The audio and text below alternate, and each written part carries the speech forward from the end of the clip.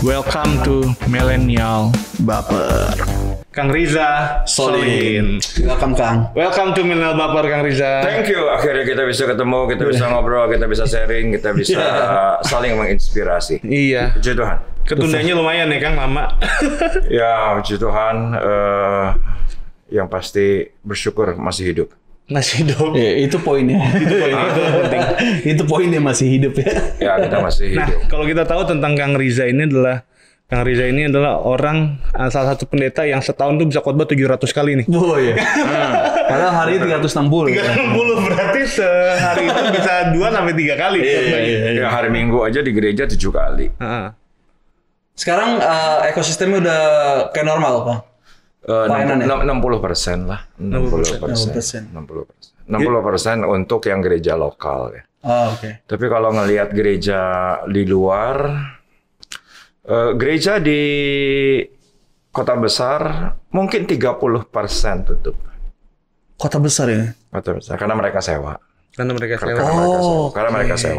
sewa.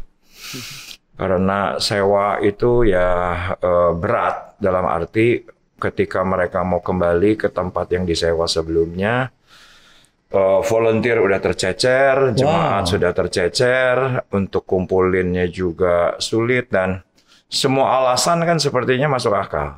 Benar. Iya. Itu dia. Jadi kita juga nggak bisa paksa. Nah, ini yang menarik sih. Sebelum masuk ke topik utama yang mau diomongin Pak Riza, sebenarnya mau tanya gini, kan akan pernah bilang 700 kali khotbah nih Kang. Ya. Nah, itu mempersiapkan itu gimana Kang? Apa 700 itu kita beda-beda? Iya, Sedangkan kalau misalkan kalau dulu ya waktu kita audisi pembicara beda raya gitu, kita tuh kan dikasih apa ya? Dikasih masukan bahwa kalau mau mempersiapkan khotbah itu kayak seminggu sebelumnya kan dipersiapkan. Oh iya. Misalnya ada satu tutornya bilang dia kalau mempersiapkan khotbah tuh 1 minggu 1 kali gitu. Iya. Kayak gitu. Kang Riza tuh 700 kali khotbah tuh gimana tuh Kang? Enggak, sebetulnya mungkin di dalam setahun ya 365 hari, 52 minggu. Aku sih mikir nggak lebih dari 25 outline. Kenapa? Karena sebelum pandemi itu, audience itu kan dibatasi oleh 4 tembok. Itu yang jadi masalah. Nah, kenapa sekarang aku kok bisa 700 sampai 800 setahun? Sederhana, karena saya nggak pernah kasih syarat. Nggak pernah kasih Saya nggak pernah kasih syarat sama gereja pengundang. Bahkan saya rada kurang suka kalau ngundang pendeta Muhammad Riza Solihin harus PK-nya berapa. Harus hotel bintang berapa. Pesawat harus kelas apa. Aku diundang manapun tidak pernah tanya jemaatnya berapa, ruangannya seperti apa, segmennya seperti apa, demografinya seperti apa. Sepanjang itu ada waktu, aku merasa bersalah kalau ketika diundang dan aku bisa, dan aku bilang nggak bisa. Oh gitu. Sesederhana itu, bukan karena ya mungkin ada yang lebih bagus, tetapi kalau semuanya bersyarat kan nggak tahu diri juga. Ya sorry, banyak orang yang nggak tahu diri. Belum apa-apa udah tanya jemaatnya kayak seperti apa, lokasinya seperti apa, di ruko atau di gedung sendiri, demografinya sekarang pendidikannya, prosentasenya akademisi berapa, mahasiswa berapa. Saya nggak pernah nanya sedikit pun, never. Jadi karena open, ya mungkin orang jadi sepanjang saya ada waktu, ya sepanjang saya sehat, saya akan melayani. Nah, yang hebatnya adalah mungkin ada beberapa teman bilang begini, waktu sama keluarga gimana? Nah itu. Kan gitu ya, waktu sama keluarga gimana? Tetapi karena niatan hati yang Tuhan lihat, jadi terkadang waktu aku capek, waktu lelah, pengen me time, ada aja, walaupun jarang, gerejanya yang batalin. Oke. Kalau kita pendetanya yang batalin, itu kan langsung sedunia tahu, sombong, pilih-pilih pelayanan. Sekarang dulu bisa, sekarang nggak bisa. Kan akan seperti itu. Tetapi karena memang niat hati, Tuhan bisa atur. Yang bisa atur. Tetapi pelayanan keluar kota hampir weekend. Kalau aku pelayanan keluar kota sebulan 2-3 kali. Aku selalu sama keluarga. Keluarga selalu ikut. Oh, jadi istilahnya tetap kebagi lah kan waktunya lah ya. Itu udah diskenarioin sama Tuhan. Wow. Jadi ya hal kayak gitu yang kita harus perhatiin tuh. Kembali kalau soal outline kan 25. Nah, sekarang kita khotbah di gereja lokal setahun 12 kali minggu pertama. Udah pasti punya 12 outline. Iya. Sudah pasti punya 12 outline. Sekarang satu outline di bulan minggu pertama dikelilingin, minggu kedua, minggu ketiga, minggu 4 besoknya ketemu lagi. 12 outline setahun cukup karena sebelum pandemi kan dibatasi oleh 4 dinding gereja. Justru beban itu yang luar biasa kalau dari sisi pengkhotbah. Setelah online. Itu sangat berat buat aku. Sangat berat. Karena semua gereja minta jangan ada yang di YouTube ya Pak. Oh iya, karena orang udah searching. Justru yang berat tuh setelah pandemi, setelah online, setelah dunia sosial media itu sangat berat. Udah gitu dikasih tema, dikasih ayat, itu berat, sangat berat. Buat aku berat, karena biasa yang dulunya ya seperti tadi punya 12, punya 15, kelilingin 1 tahun beres. Sekarang nggak bisa. Sekarang setiap minggu YouTube di Sawangan ya. Sekarang 4 dikali 52. Jadi harus punya 200 outline. Belum lagi di gereja lain. Jangan ada yang di YouTube ERC ya. Oke. Karena orang dan itu pelayanan kan kebaktian tengah minggu, wanita, ibadah raya. Mereka nggak pengen seperti yang ada di yang sudah ada. Itu jadi berat. Saat ini akan gue udah mulai banyakin outline dong setelah pandemi ini nih. Justru lebih banyak, sangat banyak orang, jauh lebih kaya. Itu. Tapi kebantu juga karena banyak waktu juga kan. Oh iya benar. Kebanyak waktu juga. Walaupun dulu juga banyak waktu juga sebetulnya. Aku paling senang dulu kalau misalnya pengumuman gitu di airport. Sorry, delay 1 jam. Puji Tuhan, berharap 1 outline. Oke, 1 online. Terus sorry, delay lagi 1 jam 1/4 gitu. Aku senang kalau delay. Aku bisa duduk. Dapat 1 outline minimal rangka. jadi gini ya. Jadi gini, kalau misalkan kalau kita keluar kota nih diundang atau biasanya kita tuh kayak menikmati perjalanannya baru karena besoknya kita akan pelayanan. Berarti orang tuh kayak full mikirin apa yang Tuhan mau ngomongin dong ke jemaat. Iya, karena itu makanya aku memberikan pengalaman kepada audiens yaitu mengenai self dialogue. Mengenai self talk. Jadi aku nggak seperti beberapa orang gitu yang bisa ke tempat doa 2 jam. Nggak bisa. Tetapi aku bisa self dialogue ketika aku ngantri. Aku bisa self dialogue karena teologi aku bahwa Tuhanku bukan di sana tapi di sini. Dia Immanuel ada di dalam diriku. Gitu. Jadi aku bisa self dialogue. Dan ketika ini gimana nih? Ini ngambilnya kemana nih? Angle-nya kemana nih? Konteksnya apa nih? Kan aku bisa self dialogue. Tuhan kita kan bukan Tuhan yang kita harus kejar. Kalau kejar kan berarti teologianya Tuhannya jauh. Berarti Tuhannya berjarak. Tuhan kita sedekat nafas kita dan sedekat doa kita. Dia Immanuel beserta di dalam hidup kita. Jadi Anda perlu dengan cara yang sulit untuk mendapatkan Roh Kudus, untuk mendapatkan Tuhan, mendapatkan wahyu. Jadi ya bisa anytime Tuhan kasih. Tetapi ya kembali yang paling penting ketika dicatat udah itu aja. Jadi Rema itu muncul pas kapanpun ya gitu kan. Kapanpun. Catatnya. Pernah juga waktu Ino dengar kesaksian Kang Rizal dapat hotline khotbah tuh pas lagi si Keisha pernah ada tragedi apa gitu yang tentang tenang, Allah damai sejahtera gitu. Nah jadi tuh kayak ternyata tuh kita sadari bahwa Tuhan itu nggak bisa dibatasi hanya dalam menara doa gitu loh. Ya kan bahkan di kereta pun Tuhan juga bisa ngomong di mana pun Tuhan ngomong gitu sehingga hal ini yang bisa jadi kita bagikan ke banyak orang gitu. Iya. Nah, pertanyaan gini Kang Ino. Apa namanya? Kang Rija kan konsisten nih dari tahun berapa sih Kang mulai khotbah? 25 tahun. 25 tahun sampai sekarang gitu. Itu dari Kang Rija bertobat pasti ya gitu ya. Dari di FA. Oh, dari mau khotbah di Kulkul dulu. Di FA. Nah, ini udah 25 tahun dan kita tahu bahwa jadwalnya Kang Rija juga nggak sedikit gitu loh. Banget. Nggak kayak kita nih. Iya. Yang masih Lo di mana ada gereja? Ya, gimana biar konsisten kan? Biar konsisten. Karena memulai itu gampang, mengakhiri itu gampang, tapi yang konsisten itu yang susah. Ya kembali pada akhirnya yang nolong karakter. Yang tolong karakter kita mau outlook bagus tetapi tabiat jelek, udah gitu datang telat. Ya gimana gitu kan. Ya akhirnya karakter, yang akhirnya attitude juga gitu kan.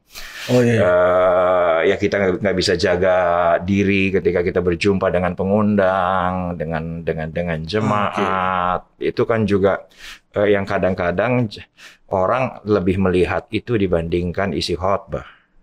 Gitu. Oh benar. Oke. Iya kan. Jadi nggak cuma datang doang ya, tapi bukan hanya datang selesai khotbah. Dan kalau aku hampir mungkin 80%. Setelah aku khotbah aku pulang. Kenapa gitu kan? Aku nggak ngerasa bahwa aku harus berinteraksi dengan orang dengan berlebihan. Iya. Aku menganggap begini bahwa hubungan yang sehat itu adalah hubungan yang berjarak.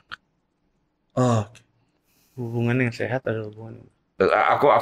Aku nggak berpikir bahwa hubungan yang sehat tuh yang untel-untelan 24 jam, jitak-jitakan, berantem-beranteman, kata-kataan. Menurut aku justru itu nggak sehat. Justru yang sehat itu yang berjarak, karena kalau dengan berjarak kita akan saling menghormati, akan jaga sikap gitu ya. Itu juga penting. Itu juga penting. Jadi kalau soal konsistensi untuk khotbah, terus terang aku ngomong sama Elsa sama beberapa teman, justru ini satu sisi ini akibat karena yang dari bawahnya nggak nonjok keluar yang tua. Maksudnya gimana? Yang di bawah? Yang umur 30 dan umur 40-nya belum muncul. Akhirnya mereka tetap pilih pendeta pembicara yang di atas 50 tahun. Oke. Karena aku selalu punya prinsip. Sorry aku sebut nama ya. Aku sebut nama gitu ya. Yang namanya apa tuh? Fit tidak akan pernah jadi nomor 1 kalau akuannya masih ada. Oke. Jadi memang itu memang harus sedemikian rupa didorong gitu. Yang jadi masalah yang dorongnya nggak ada gitu. Kalau yang dorong nggak ada tapi nggak dikasih kekuatan atau dikasih sebetulnya karena aku sih ngelihatnya bahwa dalam hidup itu ada yang namanya siklus. Dan harus ada yang namanya siklus. Aku sih sadar betul gitu bahwa one day orang nggak akan ngundang aku, sadar betul karena memang siklus. Sekarang misalnya bukan persoalan konsistensi, misalnya yang kusajikan bakso gitu kan, ya orang juga pengen rawon kan, pengen gado-gado kan, iya tuh. Iya. Yang sekarang yang jadi masalah adalah kenapa baksonya laku terus karena rawonnya belum muncul. Oke. Masalahnya yang bikin muncul gitu susah. Iya. Kalau pribadi kayak Pak Yongki pun ya kan yang mengasih kesempatan buat kita kan. Kita dikasih. Tapi pun juga munculnya juga agak susah ya gitu. Maksudnya kitanya pribadi gitu. Iya. Nah butuh karena mungkin banyak juga yang dimana yang seniornya ini tuh apa kayak nggak mau diganti atau gimana sih? Enggak, kalau soal undang diundang itu kan sebetulnya open. Open, ya. Open, kita nggak bisa pilih, kita juga nggak bisa dipilih, kita juga nggak bisa ini mau ini enggak, nggak bisa juga, kan itu kan open. Ya memang akhirnya itu adalah supply and demand kan, akhirnya supply and demand. Tetapi kalau ada satu fenomena, sorry aku sebut beberapa nama yang adalah sahabatku sendiri, teman-teman yang umur 15 tahun sekarang, sorry, mereka nggak kenal kok pendeta-pendeta yang kalian kenal. Iya. Nggak kenal. Ya kita sering ngomongin itu dulu ya. Iya. Nggak kenal kok. Teman-teman yang umur 13 tahun, mereka nggak kenal kok penyanyi-penyanyi rohani atau grup-grup rohani yang kalian kenal. Iya benar. Taruh berjarak. Nah sekarang kalau aku sadar, maka kita tahun ini punya campaign Local Church Pride, bahwa kita harus bangga sama produk sendiri, gitu. Kearifan lokal. Benar. Itu itu diciptakan gitu. Kenapa itu diciptakan? Karena sekarang ketolong dengan sosial media ini. Ini kan jauh lebih open kan. Iya. Jauh lebih open kan. Itu sebetulnya sangat ketolong. Jadi kayak yang ngebangun sosok gitu kan?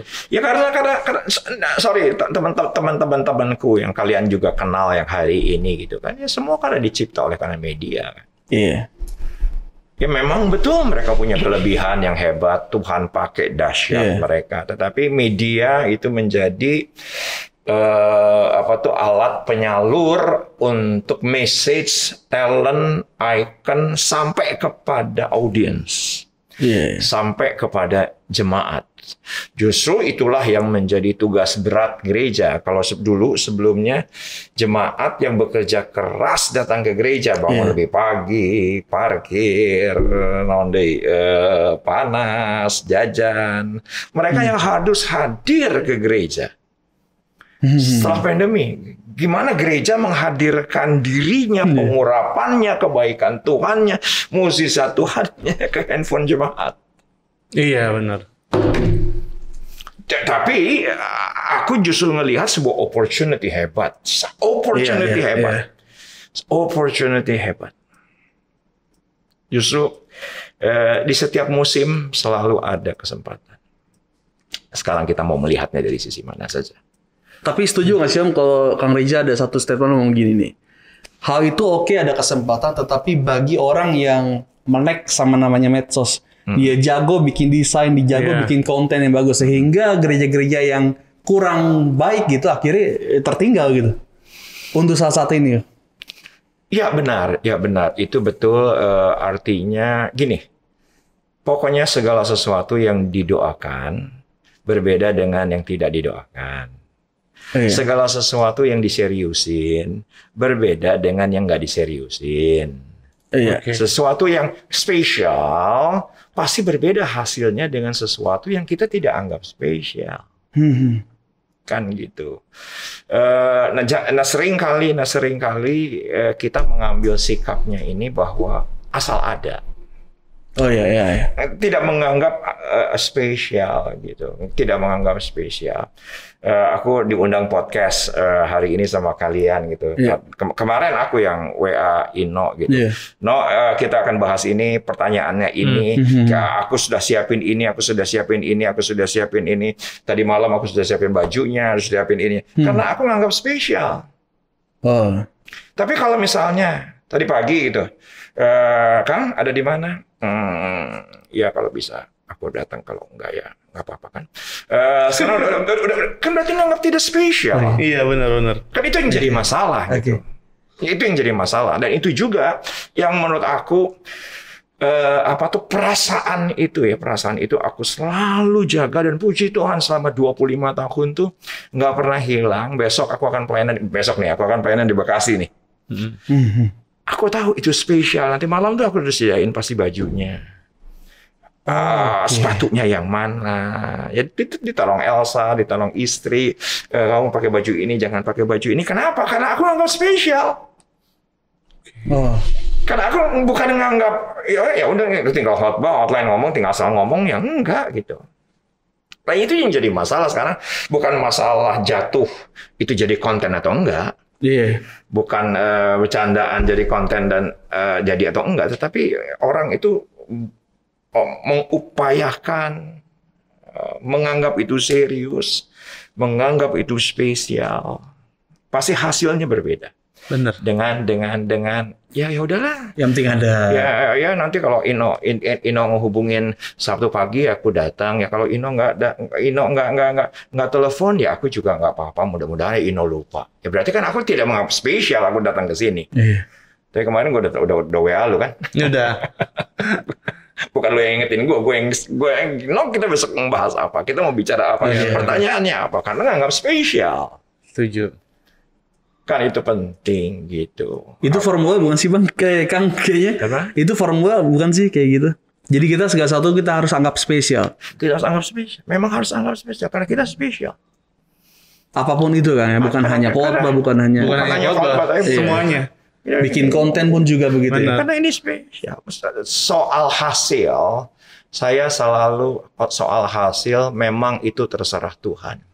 Tetapi upaya kita tidak akan pernah berkhianatin hasil. Oh ya, setuju. Karena juga sebenarnya juga kayak podcast ini gitu. Podcast ini karena hampir sempat tenggelam kan awalnya. Iya. Karena view-nya tuh kecil terus, kecil. Maksudnya kan kita juga harus bertanggung jawab kan dengan podcast ini gitu. Tapi ya karena spesial ya kita terus jalan. Terus jalan ya, puji Tuhan lama-lama tuh kayak hasilnya kelihatan gitu loh. Nggak menipu hasil. Nggak menipu hasil. Tiba-tiba viewer kok jadi banyak ya. Jadi kita nggak menyerah di titik terendah tuh kita nggak menyerah. Iya. Gitu. Terus karena memang ada lagi yang satu penting, visinya itu apa? Iya. Karena visi itu bukan sekadar titik tujuan gitu. Titik tujuan. Aku punya visi nih. Malam ini misalnya ke Monas gitu. Iya. Visiku adalah Monas gitu. Bukan sekedar Monas itu bukan sekedar tujuan. Tapi karena ngingetin indahnya Monas gitu, nolong saya untuk punya kekuatan, pengharapan, optimisme, semangat untuk sampai Monas. Jadi visi itu bukan sekedar tujuan. Visi itu nolong kita loh. Iya. Oke. Aku selalu ngomong, kamu kerja visimu apa? Kamu mau nikah visimu apa? Karena terkadang visi itu menolong. Maka kita ngerti bahwa barang siapa yang tidak punya visi maka liar. Oke, ya, setuju. Karena banyak orang berpikir bahwa visi itu cuma tujuan gitu. Kalau tujuan itu monumen. Kita harus ingat yang namanya visi itu bukan monumen, itu movement. Bayangin aja. Tuhan Yesus lah contoh. Tuhan Yesus contoh, dia punya visi untuk menyelamatkan, bukan monumen setelah mati bangkit, naik dan selesai. Sampai ngomong, lu sakit, sebut nama gue, sembuh. Itu movement. Lu kerasukan setan, sebut nama gue, kelar setan. Itu bukan tujuan. Tapi harus ada sampai visinya dulu. Visinya dulu ada, baru itu akan bukan hanya monumen, tetapi jadi movement. Oke. Yesus bukan hanya punya visi dan hanya bukan tujuan, hanya menyelamatkan dunia, not. Tetapi itu begitu hidup sampai hari ini, sampai detik ini, maka aku selalu bilang bahwa Natal itu bukan salah satu hari di Desember. Kematian Paskah, kematian Yesus itu bukan salah satu hari yang ada di bulan April. Yang namanya kelahiran, kematian, kebangkitan, Pentakosta itu 365 hari. Buktinya tahu? Buktinya tahu Pak? Setiap hari ada yang selamat. Setiap hari ada yang penuh Roh Kudus. Setiap hari ada yang pengurapan. Ada pengurapan. Enggak nunggu setahun sekali. Jadi everyday Pentakosta ya. Everyday Natal gitu. Everyday Natal. Kebangkitan tuh harus dinikmati setiap hari, bukan setahun sekali di bulan Mei. Sayang banget. Kalau gitu kalau misalkan setahun kali itu hanya perayaan berarti ya. Itu monumen. Iya, movementnya itu ya. Itu monumen. Movementnya itu everyday. Nah, ini ada pertanyaan nih Kang. Kan kalau ketika kemarin itu di masa pandemi itu segala sesuatu terbatas. Ya, kegerakan kita terbatas, bahkan kita mau bikin movement juga terbatas gitu. Ya akhirnya pada akhirnya juga ditolong oleh media sebenarnya kan gitu. Ya, betul. Nah, Betul. Gimana nih Kang? Dengan keterbatasan di masa-masa pandemik sekarang ini, gimana itu kita sebagai generasi muda tuh untuk bisa bawa perubahan? Nah gini, jadi gini, bukan sebetulnya aku rada koreksi ya. Bukan karena media. Oke. Tapi karena dipaksa. Oke. Iya. Dan terpaksa. Iya. Contoh. Kenapa gitu kan? Contoh. Beberapa orang tanya sama aku, Kang, gimana ya sih tertarik sama metaverse? Misalnya, masalahnya kita nggak dipaksa untuk metaverse. Oh. Iya. Oke. Paham analoginya? Iya. Ngerti. Ngerti sistem berpikirnya. Kenapa ke YouTube? Kenapa ke Facebook? Ya karena kita dipaksa dan terpaksa. Oh iya. Nggak ada pilihan kan? Nggak ada pilihan. Iya. Nah kalau metaverse, ini analisa bodohku ini analisa bodohku tidak mengurangi semangat teman-teman yang mau ke arah sana. Iya. Tetapi sekarang orang Kristen berapa persen mereka yang introvert? Dari yang introvert, berapa persen dari mereka yang gamers? Dari yang gamers, berapa persen yang menengah ke atas yang bisa beli 4 juta rupiah? Iya. Udah gitu, berapa persen di antara mereka juga yang 2 bulan kuat sama pusing? Karena mereka juga harus gerak. Nah itu berat. Iya benar. Nah itu berat. Nah kenapa sekarang orang tidak berduyun-duyun ke metaverse? Karena tidak dipaksa. Oke. Karena tidak terpaksa. Nah, aku sendiri IG Live sekarang pakai karena waktu itu gue terpaksa. Zoom tuh apa? Ya karena terpaksa. Iya. Karena ada faktor terpaksa, ada faktor dipaksa. Nah sekarang kembali gimana di masa-masa ini justru dengan karena seperti ini teman-teman muda harus ngambil langkah yang paling depan gitu, langkah yang paling depan untuk ya puji Tuhan nih. Ternyata ada banyak orang yang terpaksa nih. Ada banyak orang yang dipaksa nih. Dan aku ada di sana. Gitu ceritanya. Nah, ini menarik nih Kang. Karena dari kata terpaksa ini sebenarnya ini ingat satu kejadian di Alkitab, yaitu adalah penyebaran Injil ke seluruh dunia. Karena ketika murid-murid itu nyaman di Yerusalem. Ketika Nero itu berkuasa, Kaisar Nero Roma itu berkuasa, pada akhirnya mereka itu tercerai-berai itu. Ya kan? Nah, itu mereka terpaksa lah keluar dari Yerusalem, pada akhirnya Injil tersebar di seluruh dunia. Nah, kalau menurut Kang Rizan, itu kan karena ada faktor outside nih dari Nero kan. Gimana kita apakah keadaan keterpaksaan itu harus kita ciptakan atau kita nunggu momen? Kayak contoh, kita kenapa banyak pakai media, kita terpaksa karena pandemik gitu. Nah, menurut Kang Riza tuh gimana tuh, Kang? Jadi gini. Pandemi ini juga memberikan pelajaran untuk aku sebagai gembala sidang. Yaitu ada dua kelas, ada dua tipe yang harus dipikirkan oleh gereja. Yaitu ada defensive evangelism dan offensive evangelism. Defensive offensive. Oke. Yang defensif tuh kayak apa? Dulu sebelum pandemi jemaat 2000. Oke. Pastikan yang 2000 balik. Itu defensif. Itu PR dulu. Tapi orang sekarang terjebak di yang di defensif.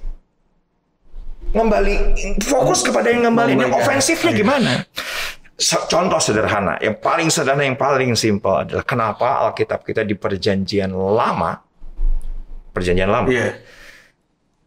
Betul itu adalah menggunakan bahasa Ibrani.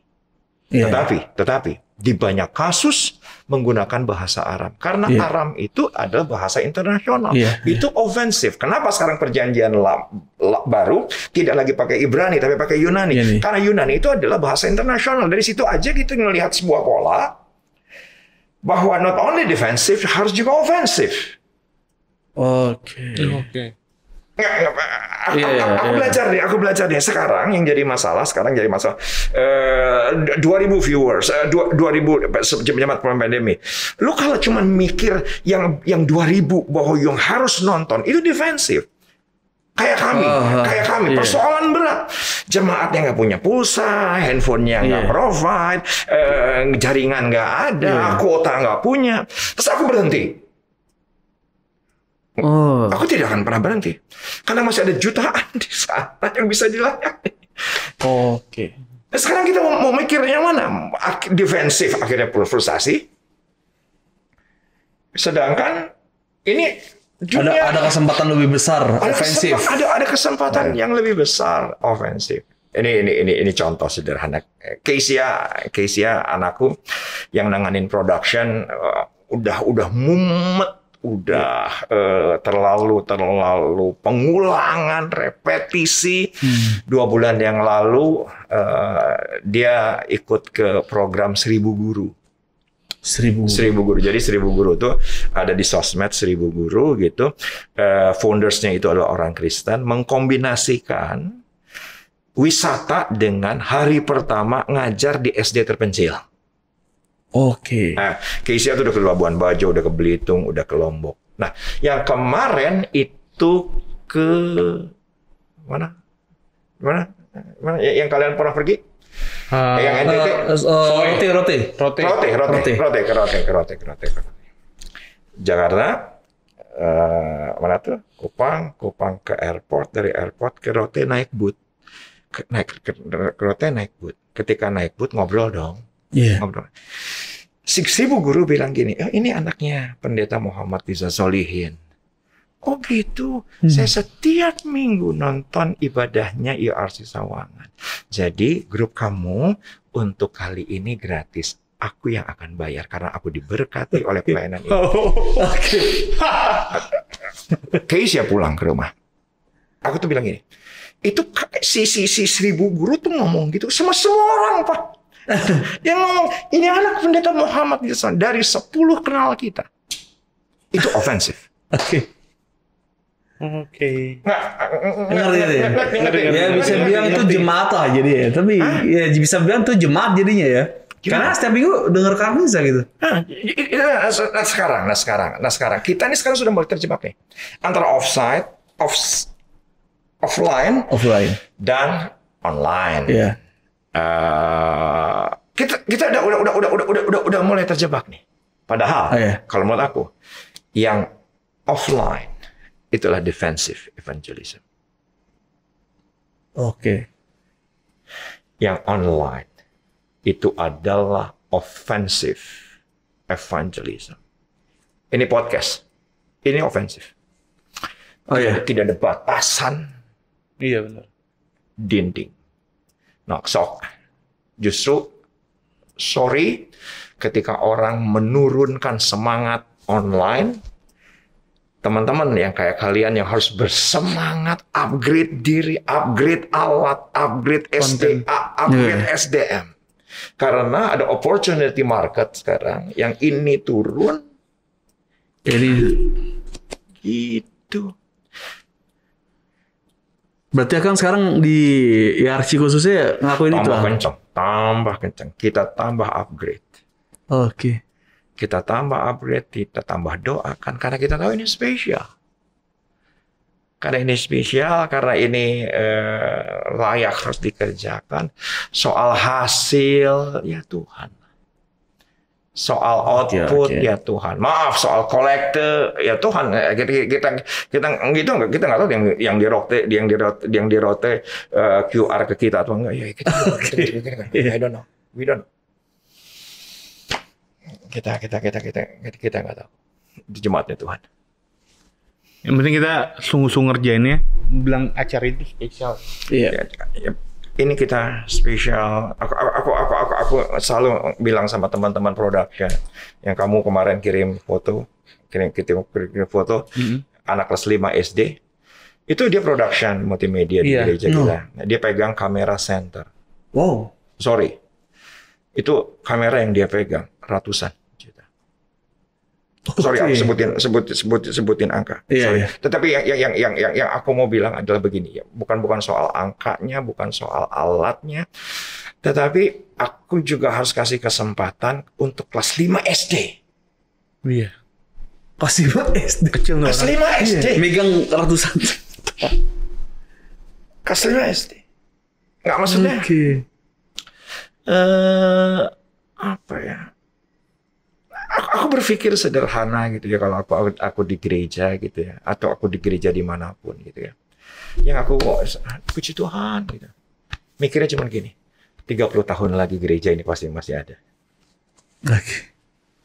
Itu penting. Bukan Muhammad Rizal Solihin masih ada, tapi gereja ini masih ada. Movement ini masih ada. Itu penting.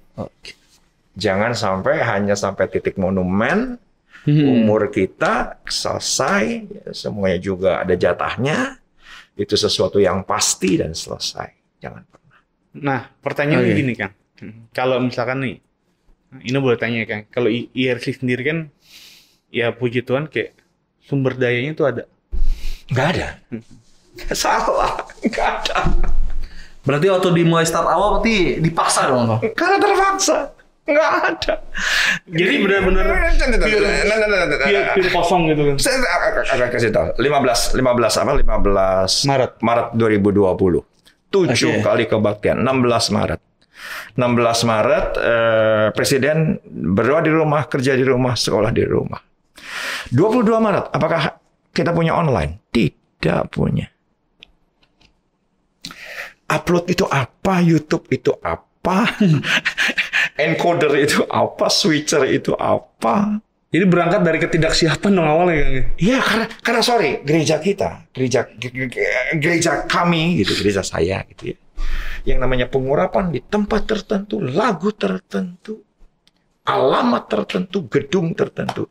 Sekarang ke sini, nggak kebayang. Nggak kebayang. Dari kebangunan harus pindah ke Nggak kebayang. Gimana mau siap? Siapapun nggak ada yang siap kok. Iya. Tenang, masih jauh katanya kan. Besok minum temulawak, besok minum jahe. Masih jauh. Kita masih negara tropis, kita negara panas. Itu ada di negara dingin, nggak bakal nyampe ke sini. 29 Maret kita nggak punya ibadah online. Aku cek, kita punya kamera berapa? 1 NX100. Bisa apa NX100 itu? NX100 itu dari layar ke LED. Oke. Ngerekamnya bisa? Nggak. Upload bisa? Gimana caranya? Nggak tahu. OBS itu apa? Nggak tahu. Semuanya tidak ada yang tahu. Tidak ada yang tahu. Tetapi yang aku cuma bilang sama teman-teman dan juga teman-teman muda, jangan pernah bilang nggak bisa. Udah itu aja. Oke. Kalau kita udah ngomong nggak bisa, titik, stop, selesai. dan Aku berpikirnya pasti bisa. Ini pengalaman. Ini bukan pengalaman yang harus kalian pelajari. Ini pengalaman hidupku. Aku belasan tahun tuh jadi marketing. Yang namanya marketing tidak boleh bilang nggak bisa. Bisa dulu, baru besok kita bilang nggak bisa. Di depan klien nggak boleh bilang nggak bisa. Oke. Itu udah mindset tuh. Iya. Udah mindsetnya. Apalagi sekarang ikut pelayanan di dalam gua ada Tuhan. Ada Roh Kudus. Iman. Masa bilang nggak bisa? Oke. Masa bilang nggak bisa? Harus bisa. Ya mungkin itu karena habit daripada marketing. Marketing nggak pernah bilang nggak bisa. Nggak boleh bilang nggak bisa. Besoknya kita bilang nggak bisa, nggak apa-apa. Beda sama bagian keuangan misalnya. Itu. Ya kan bagian keuangan. Apa kita mau ada pembelian, ya lihat kas. Nggak bisa. Oke. Kalau kita bisa dulu. Jadi kita tuh ibaratnya kayak kita mau naik taksi gitu. Nyampe dulu gitu baru bayar. jangan pakai taksi yang online. Online itu kan taksi dulu kan kita bayar dulu baru nyampe. Oke. Iya sama, kita mau bikin enak. Kita ada program baru kan. Programnya adalah Baper Tapak Tilas. Jadi kita datengin ke sejarah-sejarah Kristen. Iya. Gitu.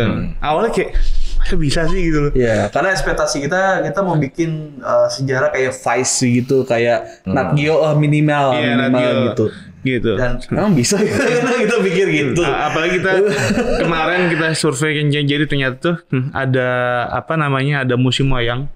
Itu adalah awal pertama kali gereja di Jakarta. Protestan. Iya, jadi itu berubah jadi musim wayang. Nah kita mau bahas itu. Pas kita masuk, ya, wah ini harus izin dulu ke sini. Iya.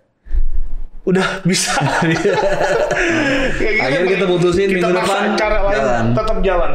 Walaupun izin belum dapat. Semoga nggak di titik nggak bisa ya ternyata ya. Apalagi kita punya Tuhan yang besar gitu ya, yang hebat. Karena aku selalu bilang setan tidak akan pernah curi iman. Setan tidak akan pernah curi kasih. Tapi setan yang dicuri adalah pengharapan. Pengharapan kelar, iman shoot. Oke. Jadi masalah adalah pengharapan itu ada di jiwa. Nah, pengharapan itu kan fasilitator, mediator antara roh dan tubuh gitu kan. Kasih ya nggak mungkin dicuri setan. Yes. Oh Tuhan itu adalah kasih. Siapa setan itu? Mau ngelawan Yesus yang adalah maha kasih gitu kan.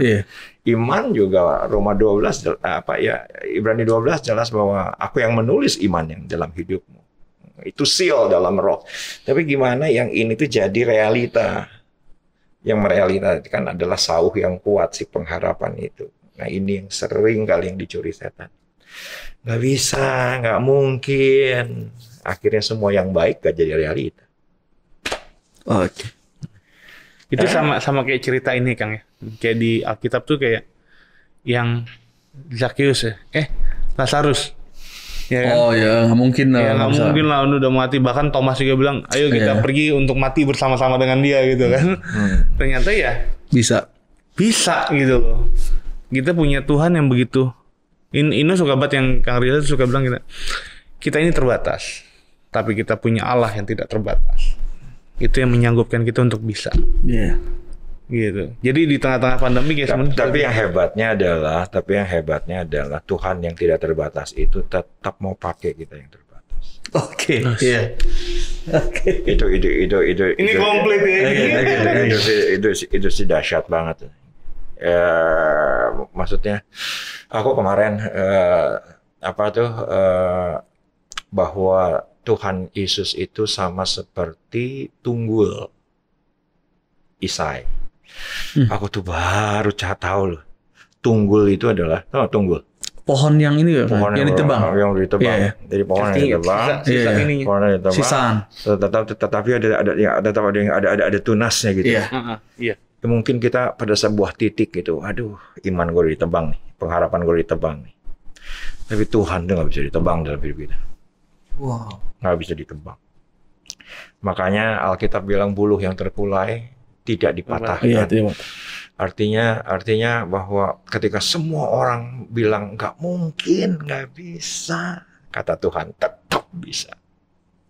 Asal tetap di dalam koridornya Tuhan ya. Tetap bisa gitu. Toh ini kan juga bukan proyek kita ya, apa proyek kita? Apa? Dan kalian kalau tanya apa sih yang kalian kerjakan di Sawangan? Kayaknya sih nggak ada. Nah, oke. Oh, ini unik nih Kang, maksudnya gini. Kayak tadi Dino bilang tetap bisa, yang penting tetap dalam kayak koridornya Tuhan gitu. Nah, takutnya gini loh. Takutnya kayak pernyataan-pernyataan kita kayak tadi itu yang kita obrolin tadi kayak hanya sekedar jadi kayak motivasi, tetapi yang ternyata dilakukannya di luar kehendaknya Tuhan. Nah, untuk tahu movement yang kita lagi kerjain sekarang nih, itu kehendak daripada Tuhan atau bukan tuh gimana tuh Kang? Gini. Tahu GPS? Iya. Tahu GPS. Aku pernah punya pengalaman. Aku kalau di Bali selalu yang nyupirin tuh Elsa, anak-anak. Aku main sama cucu. beberapa hari yang lalu tuh anak nggak mau, jadi aku terpaksa harus bawa mobil dari Kute sampai Seminyak. Keluar dari hotel, turn left. Oke. Kata Keisha, Papa belok kiri, taat saja. Toh kalau kita belok kanan, nanti dia juga kasih tahu. Balik ke rute yang benar. Betul ya? Benar. Nyampe di Sunset Road, berapa kali lampu merah, nggak ngomong-ngomong. Aku bilang gini, apa dia marah sama Papa? Keisha bilang gini, kalau dia nggak ngomong, berarti terus. Iya. Sekarang kau dari Depok nih, dari Margonda tuh, ke Surabaya. Nggak mungkin di Bekasi Barat dia ngomong. Lurus. Jangan ke kiri. Di Kerawang jangan ke kanan. Nggak mungkin. Nanti nyampe di di Darmo baru dia ngomong. Keluar.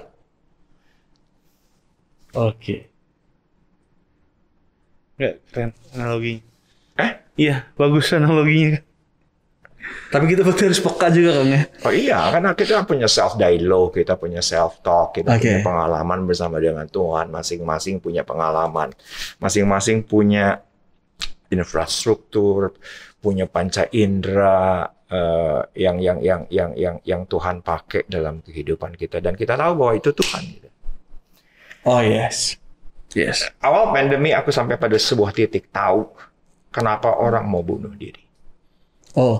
Ya, kenapa? Yang 700 yang khotbah itu dalam 2 minggu semua batal. Sorry ya batal. Sorry reschedule. Sorry ya ini kita pandemi. Sorry ya kita tidak ada ibadah. Aku tuh ngerti. Aku ngerti kenapa orang mau bunuh diri. 2 minggu itu istri wakil saya meninggal dunia. Keluar dari rumah sakit. Fatmawati prokes COVID dikawal Brimob. Ngeong-ngeong. Salah satu istri gembala cabang. Salah satu volunteer dalam 2 minggu. Aku juga kehilangan saudara-saudara rohani Bandung tuh. Itu pukulan telak buat aku. Sangat telak. Mereka terlalu dekat sama saya. Nggak kebayang gitu.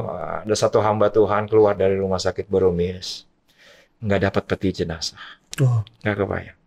Boromies bilang harus keluar ini yang namanya jenazah. Cuman di wrapping, dimasukin ke mobil jenazah.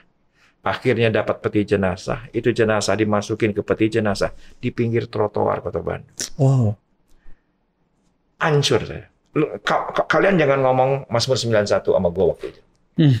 Nggak nyambung. Yang gue khotbahin, yang gue hafal, nggak nyambung dengan realita. Hancur, chaos.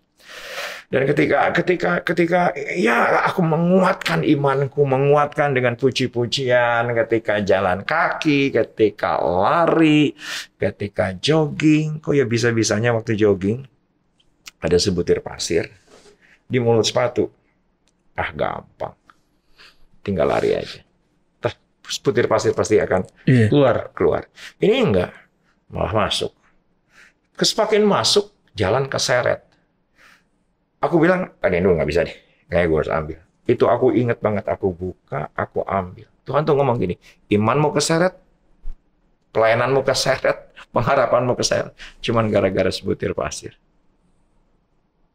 Aku tahu itu Tuhan ngomong. Dan Tuhan nggak selalu ngomong. Tapi aku tahu waktu dia ngomong, aku tahu. Walaupun pakai pasir.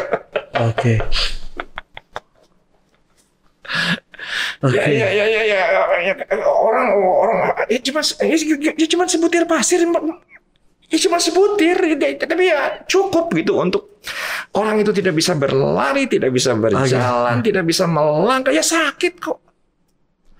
Bisa aja gua puang dan tidak ada terjadi apa-apa, tapi bisa macet gitu,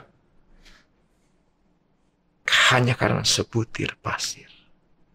Pasirnya dibuang, lari lagi gua. Enggak sih? Nah sekarang kita tahu apakah ini kehendak Tuhan atau enggak gitu kan? Kalau menurut aku gini, Perjanjian Lama Tuhan itu memang harus bicara dengan orang pilihannya. Oke. Kenapa? Tahu nggak? Kenapa? Sederhana. Kan belum ada Alkitab. Iya. Dia harus ngomong lewat keledai lah, lewat belukar lah, malaikat lah. Karena memang tidak ada infrastruktur. Iya.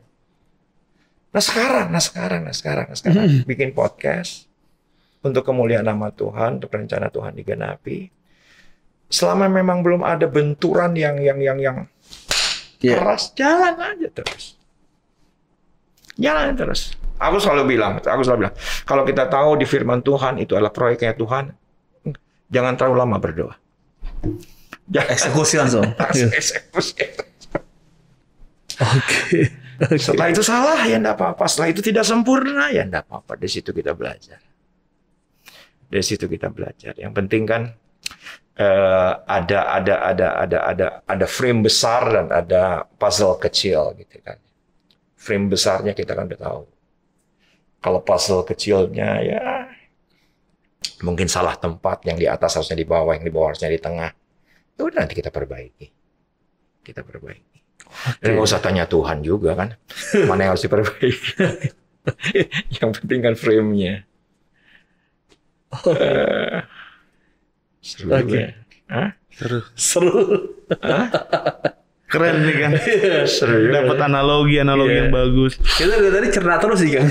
Iya, cerna terus. Ini kayak pada minggu nih. Nah, mungkin terakhir kali ya. Tadi kan Kang Riza bilang bahwa banyak sahabat-sahabat yang di tengah-tengah pandemik ini itu dipanggil, ya kan? Dan Kang Riza mengalami mungkin kayak kesedihan yang cukup luar biasa gitu. Nah, gimana caranya tuh kayak Akang tuh bisa dibilang tuh kayak tetap berselancar gitu di tengah-tengah hal yang seperti itu gitu. Gini. Kan kita sampai sekarang kita tetap lihat Kang Riza nih. Nah, dan sorry. Pak Ino tahu dari dulu adalah Kang Riza itu nggak pernah dapat PK dari gereja. Ya kan, nggak pernah ngambil haknya sebagai gembala di situ kan. Dan pure hidupnya itu dari 700 khotbah itu misalkan kayak gitu kan. Nah, gimana Kang Riza tetap bisa bertahan, tetap bisa berselancar, tetap jadi sekarang ini. Gini. Saya ini ada satu hal yang saya syukuri dalam hidup saya. Saya itu dikelilingin oleh orang-orang baik. Saya dikelilingin oleh orang baik. Di rayon kah, di gereja lokal kah, di pertemanan kah, saya dikelilingi orang-orang baik. Tentunya yang paling baik adalah orang yang dekat dengan saya, yaitu adalah keluarga dan keluarga besar Sawangan. Mungkin seorang gembala yang bilang, terima kasih ya untuk bantuan kalian untuk gereja. Aku nggak sampai di sana. Aku bilang bahwa aku bersyukur aku punya orang-orang baik. Orang-orang baik gitu, orang-orang baik soal bantuan, soal apa, aduh, makan minum apa sih? Makan minum apa sih? Maksudnya yang di endorse juga banyak gitu lah. Iya benar. Yang mau minta dibantuan, ya udah cukup lah, apa juga, ya cukup lah. Karena memang aku sama Elsa punya prinsip hidup itu murah, gaya hidup itu mahal. Hidup itu murah, gaya hidup yang mahal. Ya puji Tuhan juga dengan pandemi ini penyaluran gaya hidup juga kan menjadi lebih terbatas. Gitu ya. Nggak bisa ke sana, nggak bisa ke sini. Gitu. Jadi ya untuk berselancar, puji Tuhan, banyak orang-orang baik dan akhirnya ngerti gitu ya soal defensif, ofensif, ngerti mengenai offline, online. Sekarang saya ngerti pengambilan gambar mana yang bagus, mana yang enggak. Nanti bisa dikritisi nih. Aku nonton Netflix, aku nonton drakor, bukan mau dengerin ceritanya. Nggak tahu gue ceritanya apa, drakor. Ya paling gitu-gitu juga nggak tertarik, tapi visualnya sangat bagus. Visualnya sangat bagus, pengambilan gambarnya sangat bagus. Nah sekarang gimana online itu yang mewakili cuma dua hal, yaitu adalah mata dan telinga. Oke. Dan mereka happy dengan itu. Makanya aku rewel. Karena ini sesuatu yang serius. Sesuatu yang serius. Jadi aku tahu mana yang balance, mana yang enggak. Aku tahu mana yang bright, mana yang enggak. Aku tahu mana yang IQ-nya bener, mana yang enggak. Aku tahu. Oke. Siap. Ya, tapi itu juga kan pembelajaran karena keterpaksaan. Iya. Karena dipaksa, karena terpaksa kita belajar dan aku bilang bahwa sama mereka, kenapa aku concern soal hal ini? Sederhana. Dulu dengan pelayanan yang segitu banyak, energiku masih ada. Nah, sekarang energiku cuma dipakai cuma 20%, 80%-nya sayang banget. Oke. Sayang banget 80%-nya, sayang banget 80%-nya. Jadi sorry sekarang semua aku ikut campur. Jadi setelah pandemi ini jadi merasakan gembala yang benar. Oke. Dan ternyata luar biasa sulitnya. Sulit. Dan memang ada satu lagi yang apa tuh yang aku syukuri gitu ya sama Tuhan. Saya ini gembala tapi sekaligus penginjil. Oke. Biasanya penginjil toh, pengkhotbah toh, gembala toh. Ya. Beberapa teman bilang gini, Kang, pernah kena hepatitis enggak? Apa hubungannya lu nanya sama gua? Ternyata dengan keletihan fisik dan keletihan otak. Khotbah 7 kali itu nggak kayak ambil tape recorder, play, stop, rewind.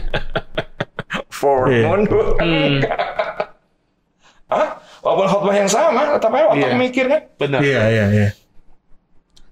Pernah nggak hepatitis? Nggak pernah. Puji Tuhan.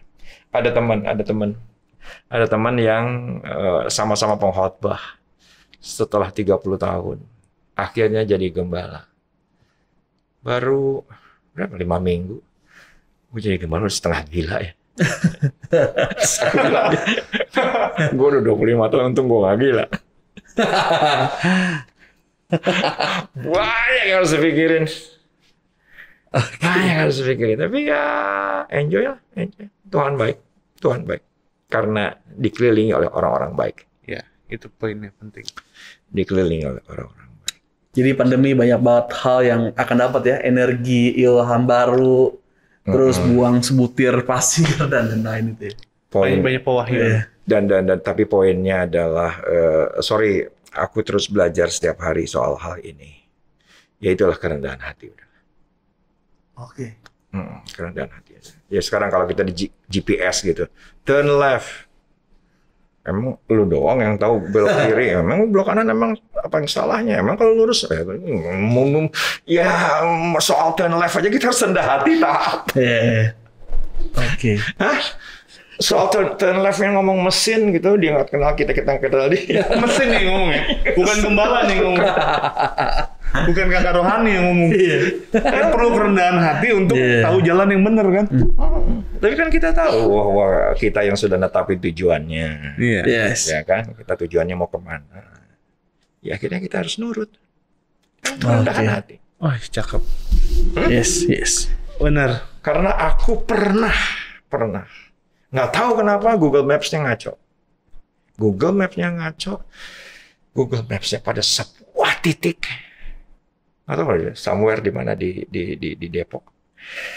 Sebuah titik belok kanan. Gue tahu itu Cinere. Aku harus ke TDRP. Tapi kan nggak ngerti. Aku sama Elsa siang-siang. Aku buka kaca. Pemulung dengan segala kemiskinannya. Pak, maaf. Saya ini pakai Google Maps. Saya ini mau ke Kamboja. Daerah dekat Polres Depok. Tetapi ini bilangnya ke kanan. Saya tahu ini ke kiri. Oh, enggak, Pak. Itu depan lampu merah, belok kiri nyampe. Iya. Oke. Untung gue rendah hati.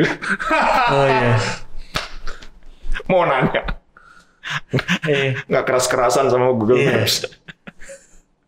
Nggak kerasan-kerasan sama bini gue gitu. Itu bisa jadi berantem cuman kanan kiri doang.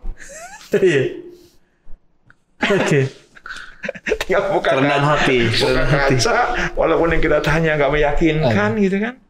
Tapi kita tahu dia orang sini gitu. Oke. Dia tahu dia sehari-hari di sini. Kerendahan hati itu memang ini ya. Iya pada Mau gimana harus dilakukan ya. Iya.